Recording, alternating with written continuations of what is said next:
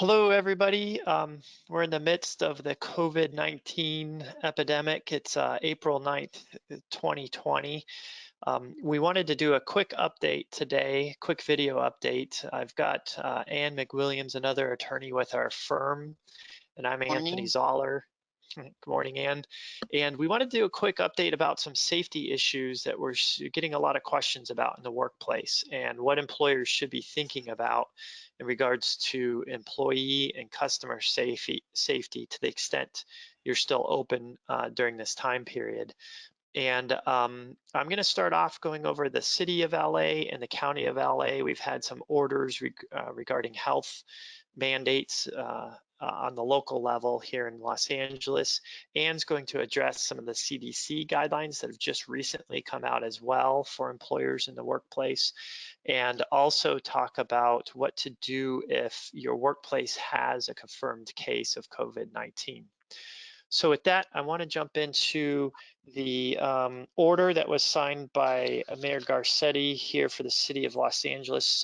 It was issued April 7th, 2020, and it's a worker protection order.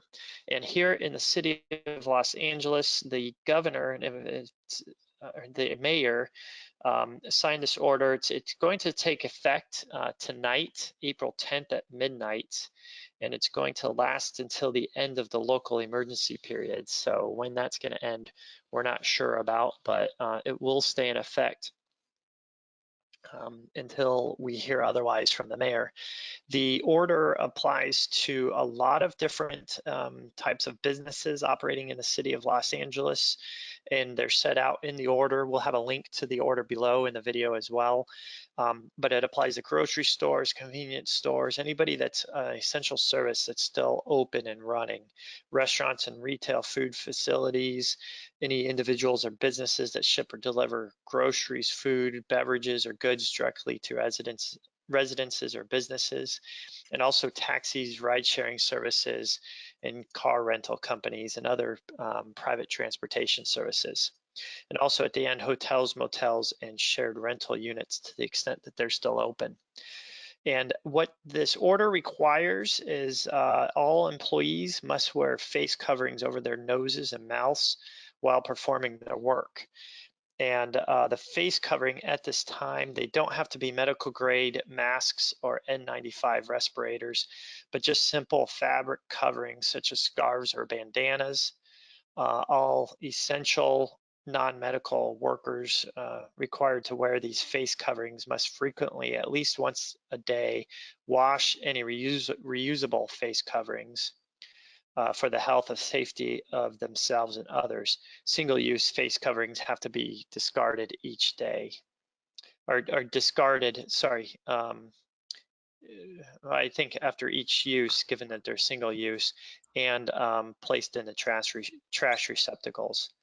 And also employers of all workers who are set out for the businesses set out in this order have to permit their employees to wash their hands at least once every 30 minutes. And the employers must provide at their expense non-medical grade face coverings for all of their employers. So for all their employees. So the employer is responsible for paying for these face covers. All employers also have to ensure that they have that the employees have access to clean, sanitary restrooms, stocked with all the necessary cleaning products or sanitizing agents required to observe hand sanitation protocols recommended by the Los Angeles County Department of Public Health. And this is all provided at the employer's expense as well. The employer has to implement social distancing measures for customers, visitors, and employees that provide a 6-foot buffer to the extent possible between individuals. And also all customers and visitors coming into a business that are set out in this order must wear face coverings over their noses and mouths, and in order to provide protection to the employees and the customers. And again, the customers coming in or visitors coming in don't have to be wearing medical grade masks or N95 respirators, but just a simple fabric covering such as scarves or bandanas to cover their face and mouth.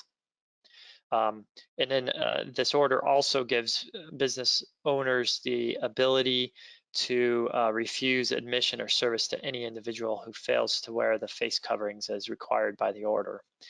The order doesn't require it, but does encourage all retail businesses to install plexiglass to separate cashiers and customers at all points of sale. This is not required, but is recommended.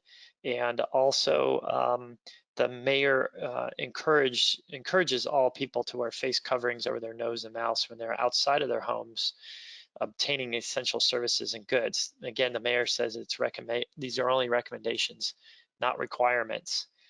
So there's some issues here too. If you fail to comply with the order, there's going to be some potential fines and misdemeanors and potential imprisonment for violations of the order.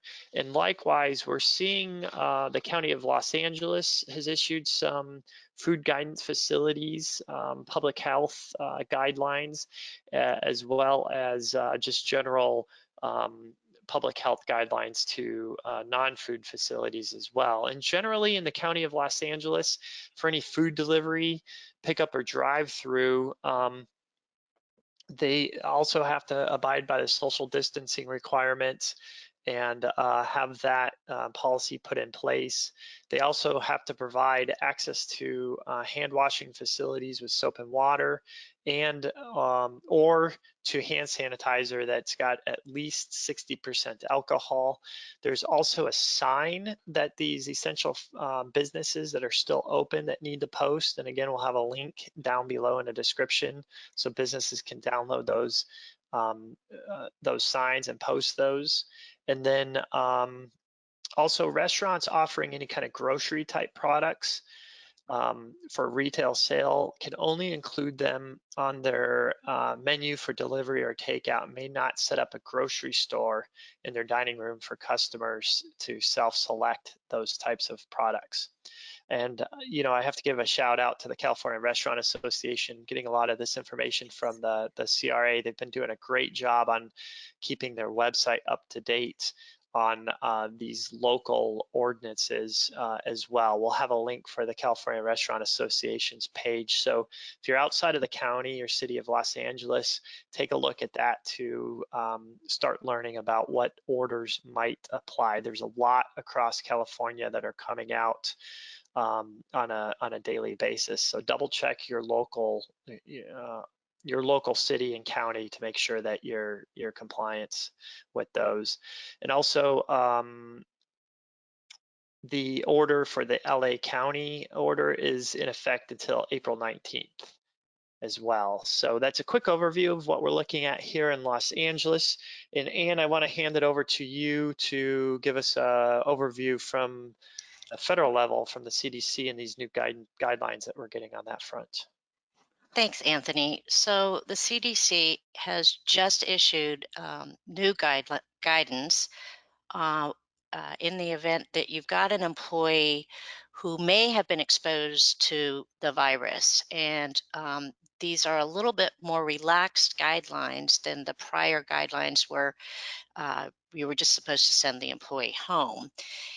So the potential exposure that the employee may have is where they have exposure to a household member who has COVID-19, or that they've come in contact, been within 6 feet of someone who has a confirmed or suspected case. As long as the employee remains asymptomatic and follows 4 precautionary measures, the employee should remain at the workplace. Now, the 4 basic precautions are pre-screen, regular monitoring, practice social distancing, and clean and disinfect workspace. So the CDC is recommending on the pre-screening that before the employee starts the shift, his or her temperature is taken and there's just a general assessment of the symptoms. Remember that taking the temperature of an employee, you've got to keep that information confidential because they're entitled to a right to privacy in their medical information.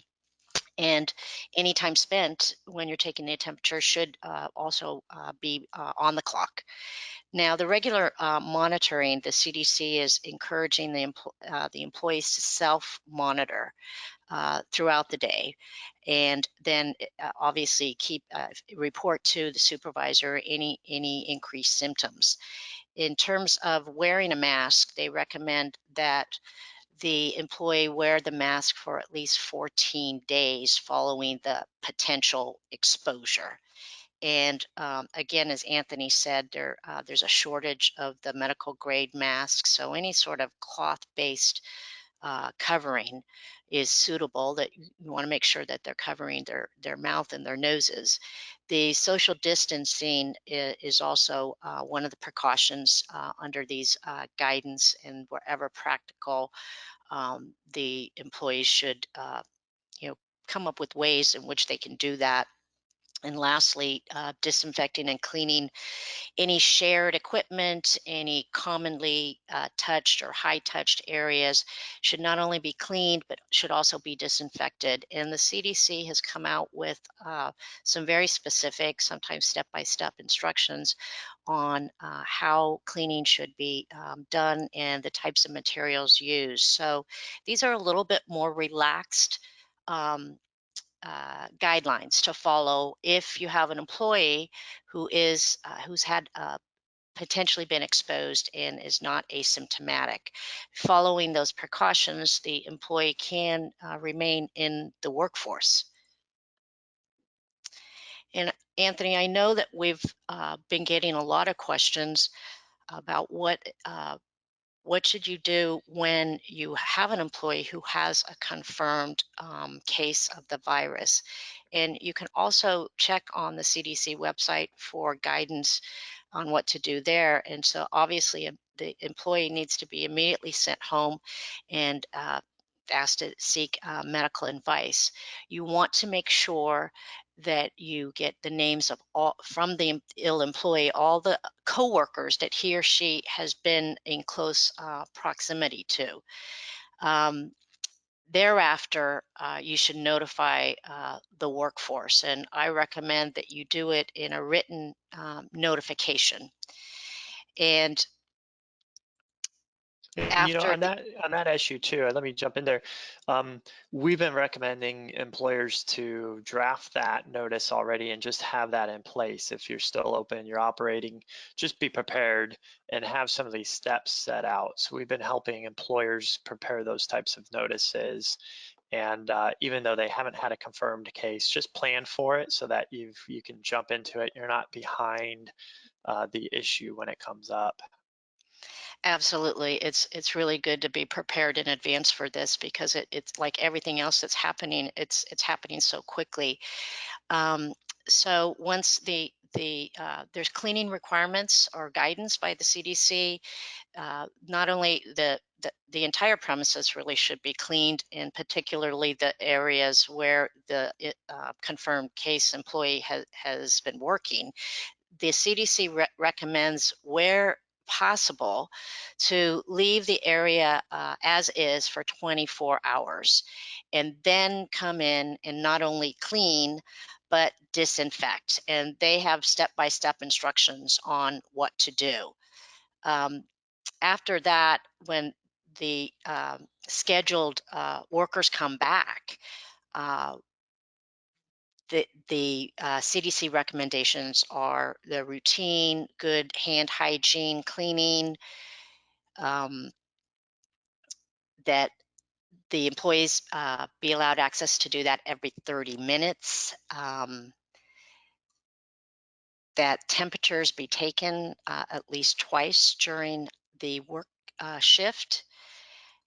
Employers should continue to observe, if they observe anyone with acute respiratory illness, they need to be sent home immediately. Those employees who feel sick or have symptoms, they should be actively encouraged to go home. Um, And then there should be routine cleaning, regular routining throughout the workday, both cleaning and disinfecting. And all of these steps, are done to obviously keep the premises and the workforce safe and healthy. So these are the guidance in the event that you have a confirmed case. And you can see that there's a lot of crossover between these guidelines for the potential exposure, and they're also similar to the things that Anthony's been discussing that the City of LA has just passed as well. Great, thanks, Anne. And I want to add in there too that we've got some issues in California about the requirement for employers to pay the employees while this testing is going on, while they're taking temperatures, things like that, make sure they're on the clock. And then as the LA City and LA County requirements that the employers are providing these face masks, to the extent there's any temperatures that are required throughout the day, that the employer is providing the thermometers to do that. And I've been talking to some clients. I know it's tough to get these materials right now, but the employers need to be actively out there obtaining the materials. To the extent the employees can get the materials too, the employee can get it, but they just need to be reimbursed for those expenses. The employer needs to reimburse them for that. So that I believe covers it. I appreciate your help on short notice here, Anne. Yep. So I recommend everybody to check back for videos. We'll try to keep posting these videos and updates. Subscribe to our blog. We've been doing a lot of webinars. We'll likely have one coming up here in the near future. And let us know if you have any questions in the meantime, and stay safe. Thanks.